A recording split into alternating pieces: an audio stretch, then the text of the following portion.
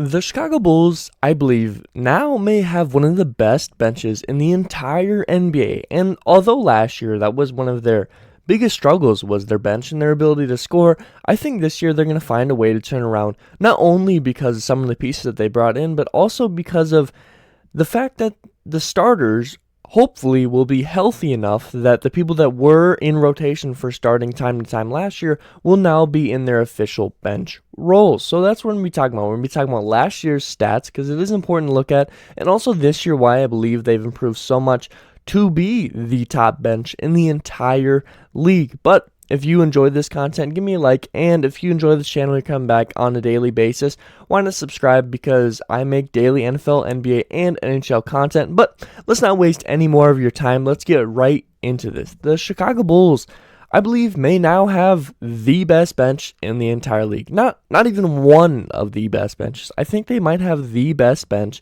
talent-wise in the entire league. So first, let's look at last year's numbers. Now, like I said, I do find these important because it's good to take in comparison, but it's not the full story. Stats are never the full story, nor are visuals the full story. You got to be able to do both. So last year, the Chicago Bulls bench was 29th in points off the bench, which is really, really poor.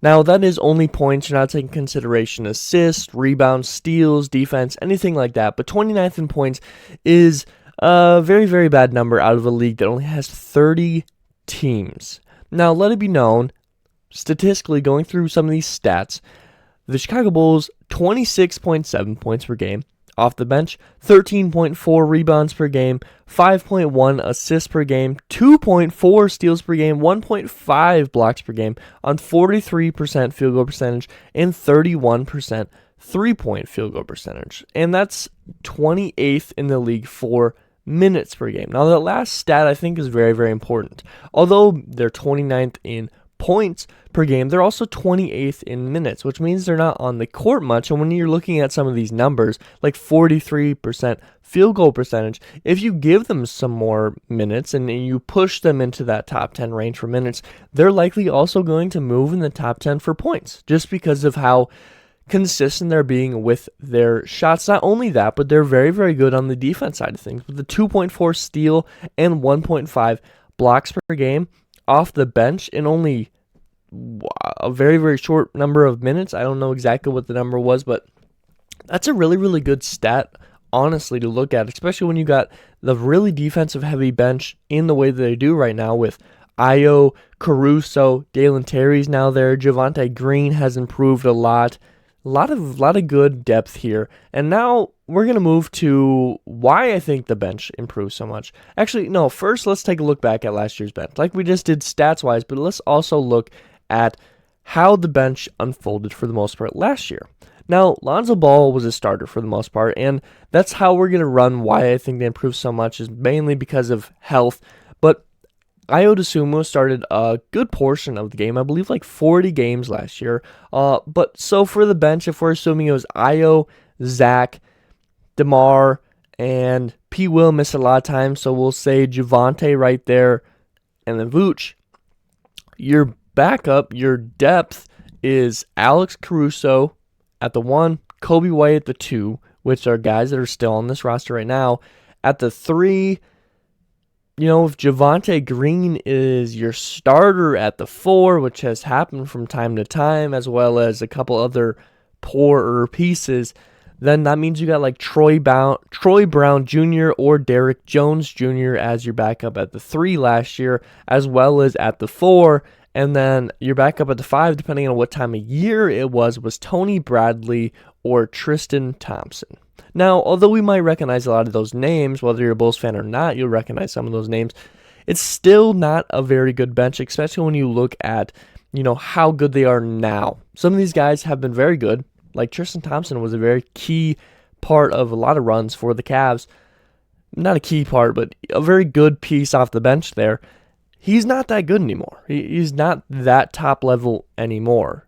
And you look at Javonte Green, who likely now will be off the bench with health, and he was a starter for a good portion of the year last year. Ayo Dosunmu and Alex Caruso were rotating at starting point guard likely they'll be on the bench as long as Zoe returns healthy. So now let's look at how did it improve this year. Well, let's start with that point guard position with Lonzo Ball. Lonzo's return is going to be a big key factor in how good the Bulls bench is, because that's going to allow Lonzo Ball to start, and then you push down Ayo Dosunmu or Alex Caruso onto the bench. Now, although we don't know Lonzo Ball's timeline for his return yet, it's going to, make a dramatic improvement for the entire team as well as for the bench, and just get some more consistent minutes for some of these players and allow some more versatility in moving minutes around for some of these guys. Zoe's return also is going to allow for the Ayo and the Caruso move back on the bench and be those guys that come in when you need them, when you're not doing so well on the starting lineup and you need some energy. Ayo and Caruso are going to be able to do that and come in right away and add to that. So now you have Ayo, a guy who started 40 games for you last year, who is now on the bench, as well as Caruso, who I believe started like 12 or something, who's now on the bench. So Zoe's return is going to be a big, big factor in how good the Bulls bench is. Another big factor, though, is going to be some real center depth. Now, like I said last year, we had Tony Bradley. We, as in the Bulls, I'm sorry, I'm really bad at that. The Bulls had Tony Bradley for the whole year and Tristan Thompson for a good part of the year, I think like 20-some games. Now, let's look at their stats. Tony Bradley had 55 games that he played in. I don't know how many he started, but he had 55 games that he played in. He averaged 3 points per game, 3.4 rebounds per game, 0.8 steal blocks per game, and 10 minutes per game. Now, you might be a little confused. I put steals and blocks together. I add the two and then I say steal blocks per game because I just think it's a little bit more important. Some guys it's easier to get a block than it is a steal because height. Other people it's easier to steal or than a block because of their hand ability. So I just kind of put them together, even though they're technically due to two different stats, because it's just like the whole defensive presence. And I'm going to do that throughout this whole video and a lot of my other videos. You'll notice I do it in. Now, Tristan Thompson, who 23 games for the Bulls, I see that now, averaged 5.7 points per game, 4.7 rebounds per game, 0.8 steal blocks per game, and 16 minutes per game. So when Tristan Thompson was on the team, he averaged 6 more minutes per game and 2.7 points per game. Sorry, that was a mistake. 2.7 points per game more, 1.3. Gosh, it's too early. 1.3 rebounds per game, the same number of steal blocks per game. So, although these might be okay numbers, it's nothing that's jumping off the screen at you. Now, on the other hand, the Bulls added in Andre Drummond on a deal that a lot of people were questionable on, but honestly, I did like the pickup. So, for that being said, sorry, I had to check something real quick. Andre Drummond was added on a 2-year, $6.6 million deal with a player option in year 2. Now, Drummond played 73 games last year, and what his numbers for last year was a 7.9 points per game, 9.3 rebounds per game, 2 steal blocks per game, and 20 minutes per game. Now, again, he has doubled Bradley's minutes and has 4 more minutes per game than Tristan Thompson had, but he also is better in every single statistic by a good portion. Now, let it be known that when he moved to the Nets, these numbers definitely inflated a lot because he was a starter on the Nets, but he clearly isn't going to be a starter on this team, although I do expect him to get very similar numbers. When he was a backup for the first part of the season before getting traded to the Nets, he was still getting about 8.8 rebounds per game with about 18 or so minutes, which is right around what Tristan Thompson was getting. And he was getting 8.8 rebounds per game, along with about 6 points per game, which again is an improvement. And he improves on the defense side of things compared to both Tristan Thompson and Tony Bradley. Not only that, but if you watch the Summer League, which I have but I haven't because I just haven't had the ability to, Marko Simonovic, probably butchered his name, has seemed to have been improving a lot this offseason. Not only does it look like he added some mass to his 6'11" frame, but he also has been looking very, very good during the Summer League. And although it's because he's the starting center and he's getting a lot more minutes and he's playing against not top level players, excuse me, he still had very, very good stats. So let's look at his Summer League stats, and let's always take this with a grain of salt because, again, you're not playing against other NBA players. He had 13 points per game, 9 rebounds per game, 2.5 assists per game, 1.1 steal blocks per game on 23.7 minutes per game. Those are all pretty solid numbers, especially if they directly correlated into the NBA. They'd be very solid numbers. But it's not the NBA. It's the Summer League. But let it be known, he was very clutch for them in a lot of the games here, pushing it to overtime and ending up winning it in game 1, I believe, and multiple times having double-doubles. This guy was a key piece to the Summer League success so far, and although the Summer League's not over, and maybe some of these stats might change a little bit by the time this video goes out, due to, I believe, there being a game tonight, actually currently on, but 13 points per game off the bench. If you could, lower the minutes, figure out what the average is, that's about 1 point every 2 minutes. That's not too terrible. Now, the next thing here is some of this insane guard depth. Now, like I brought up, Lonzo Ball's health is going to be a key part of this, as well as Zach LaVine's health. But with Zoe's return, Zach re-signing and staying healthy, this guard spot has a ton of depth. So let's go through piece by piece at this guard position's depth. Let's start first with a guy that a lot of people thought was going to be traded. Me as well. I honestly think he still could be traded, but most likely I see him getting traded at the trade deadline, if anything, and that is Coby White. He was the leading scorer off the bench last year for the Chicago Bulls with 12.7 points per game, and the 4th best three-point shooter on the entire team last year. Very solid three-point shooter, very solid at scoring. I think he just hasn't reached his full potential in the NBA yet, and I could see him taking that step this year, but honestly, I'm not quite sure. Let's remember last year that he had a shoulder injury going into the season, so a lot of his offseason was rehabbing and not trying to improve his game. Now this year, he can do that, and hopefully he does.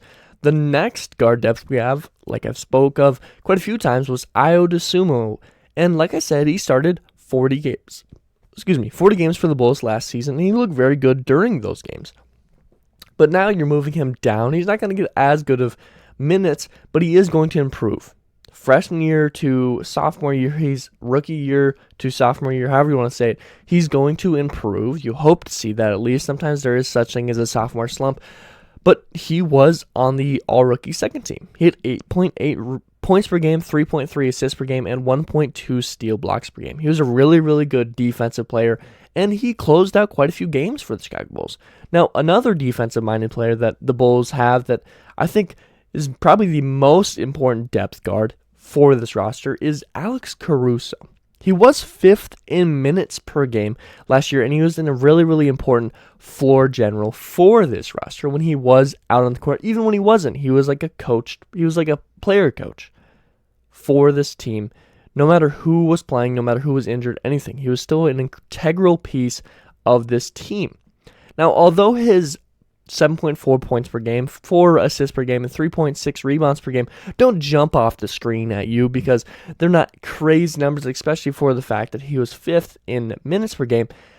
His defense ability with 2.1 steal blocks per game and his ability to find the open man is a really important piece to this team. Although his assist numbers aren't really high, he oftentimes will find a guy in transition on a 2-on-1 and then they pass it, get to another score, or just his ability to pass, screen, and then they take the dribbles that make it not an assist.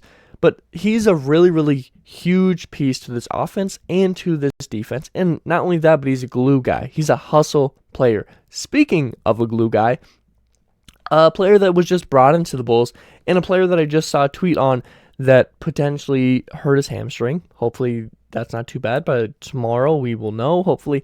But that is Dalen Terry, the first round pick this year, pick 18 if I do remember correctly. The Bulls brought in another young guard that can be a glue guy. They've brought in a lot of young guards, a lot of young pieces lately. Coby White. You bring in Ayo Dosunmu, and now you're bringing in Dalen Terry, all in not a couple years, because Coby White was a while back, but Ayo Dosunmu directly into Dalen Terry. Now, through Summer League, like I've said, it doesn't directly correlate over, but it's the best we have because I don't think college is any better than summer league. He's had 14 points per game, 4 rebounds per game, 3 assists per game, 1.3 steal blocks per game, and 25.4 minutes per game. Now, although he's not going to get that many minutes in the league, those are still very, very good numbers for the amount of time that he was getting, and he wasn't really going out there trying to score all the time. He just wanted to help the team win, and that's something you love to see. He's also going to hustle, and he looked very, very good on defense when he was given full effort, even if his steals/blocks don't total crazy number. Now, the last guy at this guard position that's going to be depth is a guy that the Bulls just brought in, and that's Goran Dragic. Now, a lot of people were questioning this, but I think he was added because of his shooting ability. He had 7.5 points per game last year, 4.1 rebounds per game, and 1.1 steal blocks per game on 23.7 minutes. Now, again, he's not going to get that many minutes with the Chicago Bulls, and he did play with Andre Drummond with the Nets towards the end of the season there, but his shooting ability, his raw shooting ability, will hopefully, when the team needs it most, be able to get you some points to get you over the hump when your starting lineup's not doing good, or even your backup lineup's not doing good and you need someone to score. He can do that for you immediately. Not only are all these players capable of getting a large amount of minutes at this guard position, but many of them could also steal some minutes at the small forward, and I think that's a key thing to look at. Dalen Terry could play 1 through 3. Versatile. Alex Caruso could play 1 through 3. Ayo Dosunmu could play 1 through 3. You got 3 guys right there who likely could steal some minutes at the number 3 spot and be effective at that spot. And that's another key important piece to your depth, to your bench, is having versatility. And Kobe White and Goran Dragic could play the 1 or the 2. Ton of versatility at that guard position. Now, the last spot we got to talk about for the bench, of course, is the remaining wing minutes. Now, as mentioned before, I could see Caruso, Ayo, and Terry all getting minutes at the 3 spot, which is a winger, if you didn't know. But also, I could see Javonte Green likely taking some, likely get a lot of minutes at that backup 3 spot when Caruso's not out there or anything like that. With 7.2 points per game, 4.2 rebounds per game, 1.5 steal blocks per game, and 23.4 minutes per game, Javonte Green has definitely improved a lot over the past few years. Both defensively, shooting, and just all around, honestly. It's just, I don't know how many minutes he's going to get this year, as long as P. Will stays healthy, because that's where Javonte got a lot of his minutes last year. So, not sure exactly where Javonte will fit into this architect. And although he did play some 4 minutes last year, and maybe he takes some there, I expect, at the 4 position, I expect P. Will to remain the starter as long as he's healthy, but DeMar to be running some of those backup 4 minutes. And DeMar doesn't count as bench, but I expect him to take some of those minutes when he is out, and you have guys like Caruso, or, sorry to yawn, when you got guys like Caruso at the 3 or whomever, I think DeMar might take some minutes at the 4, because you're never going to have the whole game where you always have your starters in at the same time and you always have your bench at the same time. So, that's it. Incredible bench all around, but what do you guys think? Do you think the Bulls will turn it around from 29th and make it to the top 10 benches in the league? I think it's very possible. If you enjoyed this video, why not give me a like? If you enjoy this channel and you're coming back on a decent basis anyways, please subscribe. I'm back to my daily content, NFL, NBA, and NHL, and I'd really appreciate any support. Comment, like, subscription, all that really means a lot, especially to us younger, early on YouTubers. It helps a lot to make the community bigger because more eyes get to see it. But as always, I hope it taught you something today. Hope it made you smile. Hope it made you laugh. Because that's really important to me. Every single day can be a good day if we all just put in the effort. And I mean every single day. Just take the time. Remember, although things may get tough, I still have full control over the day. And just do something that's going to make you happy. And as always, you guys all be safe out there.